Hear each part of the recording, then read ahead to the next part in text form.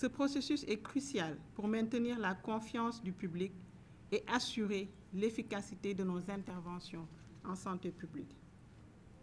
Aujourd'hui, nous avons l'opportunité de passer en revue les résultats de cette évaluation, de partager les meilleures pratiques et d'identifier des stratégies pour surmonter les défis identifiés.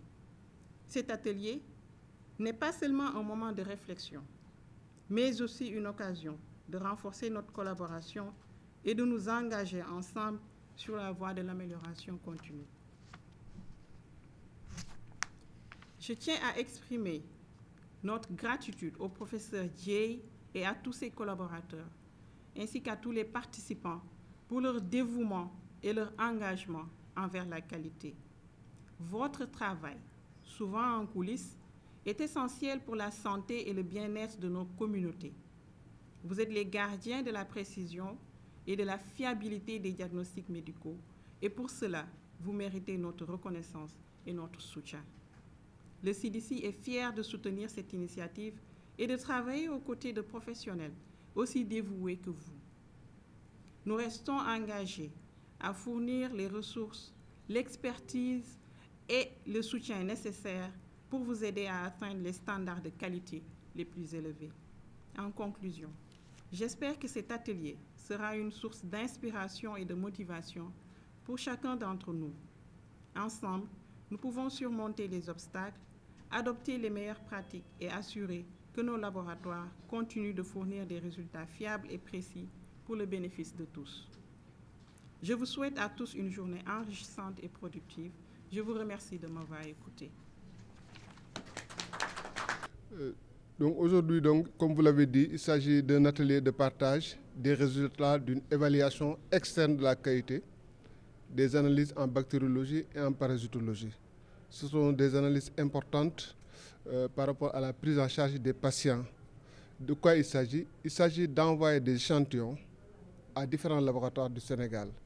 Nous connaissons les résultats par rapport à ces échantillons et nous allons voir, après analyse de ces échantillons, quels sont les laboratoires qui sont très performants, quels sont les laboratoires qui sont moins performants. Les laboratoires qui sont performants, nous les félicitons, nous les encourageons. Ceux qui sont moins performants, nous identifions les causes de cette non-performance et nous essayons de mettre en place un dispositif pour corriger ces lacunes et combler les différents gaps afin que les résultats qui sortent de nos laboratoires soient les plus fiables possibles. Donc c'est tous les laboratoires, par exemple, pour ce qui s'agit de la bactériologie, c'est tous les laboratoires qui font de la bactériologie jusqu'à faire ce qu'on appelle l'antibiogramme, c'est-à-dire évaluer la sensibilité des bactéries aux différents antibiotiques. Là, on a mis tous les laboratoires et c'est environ 58 laboratoires. Ce sont les laboratoires qui sont dans les établissements publics de santé, dans certains centres de santé, pas tous les centres de santé, et dans les laboratoires de biologie médicale privés. Là, c'est vraiment tout le monde qu'on a mis. Pour la parasito, on a calqué sur ces laboratoires de bactériologie, donc on n'a pas mis tous les laboratoires de parasitologie du Sénégal. Mais on a mis pratiquement 58 laboratoires. Le Sénégal, il y a environ un peu moins de 200 laboratoires. C'est quand même assez représentatif par rapport aux structures qui sont ciblées. Il y a toujours des difficultés, mais il y en a qui ont des résultats très performants, il y en a qui sont performants, il y en a qui sont un peu moins performants. Donc c'est ça le but. Le but, c'est d'améliorer régulièrement la qualité.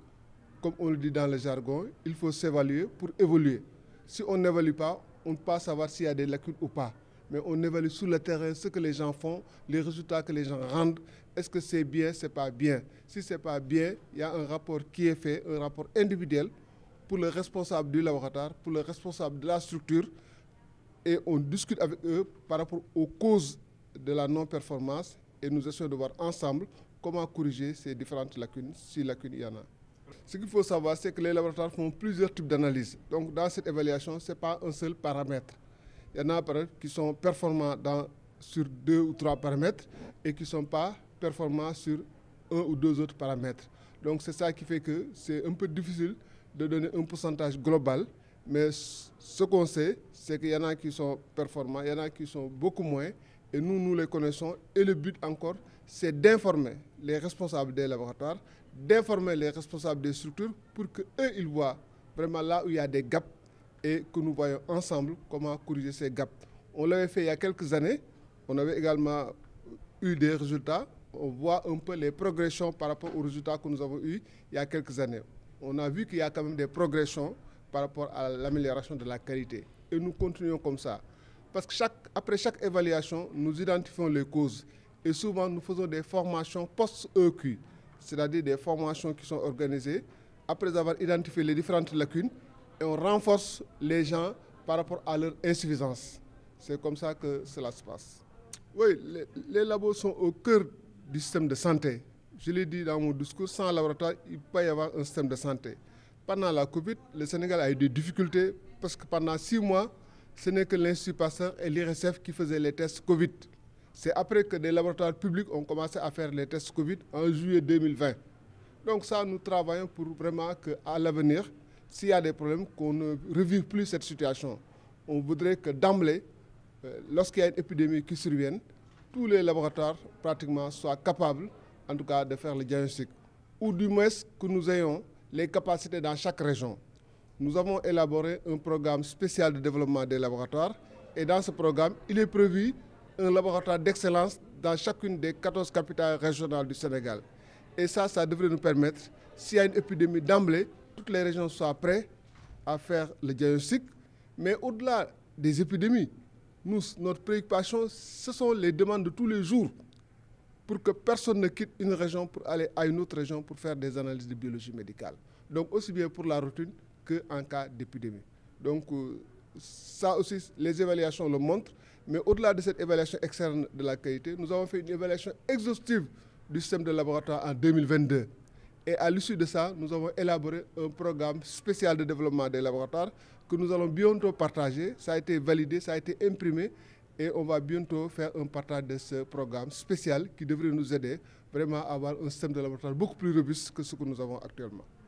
Alors l'objectif de cet atelier, c'est de partager des résultats qui sont issus du contrôle de qualité effectué par la direction des laboratoires. L'objectif, comme l'a dit le professeur Dieye, c'est de rendre performants ces laboratoires de sorte à ce que les résultats qu'ils rendent soient des résultats qui reflètent la réalité.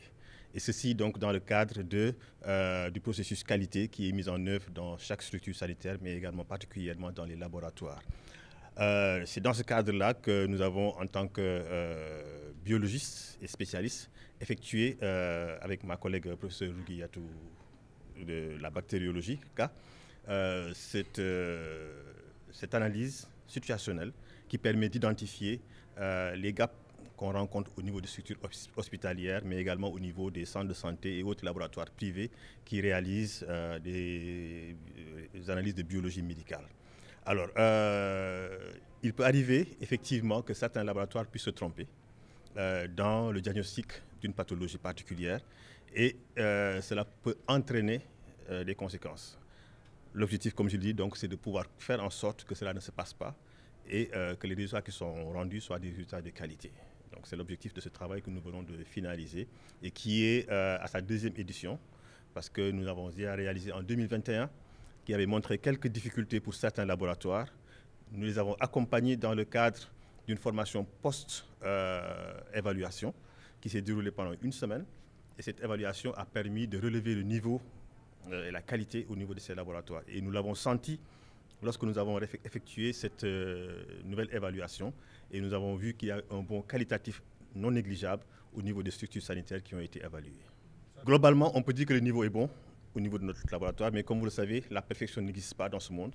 Il faut toujours améliorer et il faut toujours essayer de se maintenir au haut niveau. C'est dans ce cadre-là que nous, avec la direction des laboratoires, il y a un accompagnement qui est effectué régulièrement au niveau de ces structures. Il y a un accompagnement aussi bien pour la qualité des résultats, mais également pour la qualité globalement même de laboratoire. Ici, nous avons évalué 2 groupes de pathogènes, donc des bactéries et des parasites. Mais il faut savoir que les analyses médicales comportent d'autres paramètres de la biologie, de la biochimie, de l'hématologie, de l'immunologie qui contribuent à améliorer la prise en charge médicale. Donc là, nous avons évalué qu'une seule partie et avec l'ADL, certainement, les autres parties seront évaluées ultérieurement pour permettre à ces laboratoires d'être performants à tous les niveaux. Nous sommes dans des pays qui sont en voie de développement, comme on l'a dit. Très certainement, nous n'avons pas tout ce que nous avons besoin. Nous essayons de faire de notre mieux avec ce que nous disposons, bien sûr avec l'accompagnement des autorités que nous sollicitons régulièrement, et nous pensons qu'on aura une oreille attentive à leur niveau pour continuer à accompagner les structures sanitaires en général, mais également les laboratoires en particulier. Comme nous l'avons dit tout à l'heure, les analyses biologiques constituent une part importante dans la prise en charge médicale. Pratiquement, on peut dire que dans 90% des cas, un patient qui sort d'un cabinet de consultation sort avec un bilan biologique à faire pour diagnostiquer ou bien pour confirmer ou bien pour voir est-ce que le patient est guéri. Donc l'importance du laboratoire n'est plus à souligner, et bien sûr cela nécessite beaucoup de moyens, du matériel, des réactifs, du personnel qualifié, et nous pensons que voilà, l'accompagnement se fera pour pouvoir permettre à nos structures sanitaires d'être performants dans leur activité au quotidien. Oui, les défis qui sont rencontrés au niveau des structures sanitaires ou des laboratoires, c'est d'abord des structures de moyens, des défis, des gaps de moyens plutôt, en termes d'équipement. Vous savez que la biologie évolue très rapidement. Le matériel utilisé, les appareils utilisés évoluent d'une année à l'autre, et bien sûr, nous devons essayer de suivre au maximum cette évolution-là. Très souvent, ce n'est pas encore le cas, mais des actions sont menées régulièrement, et avec la direction des laboratoires qui accompagne beaucoup les structures sanitaires, les équipements sont plus ou moins donnés à ces structures sanitaires pour pouvoir être aux normes. Donc des efforts sont en train d'être faits, mais encore une fois, il faut encore augmenter ces efforts pour permettre à nos laboratoires d'être vraiment au niveau optimum que nous souhaitons pour le bien-être et la santé de nos populations.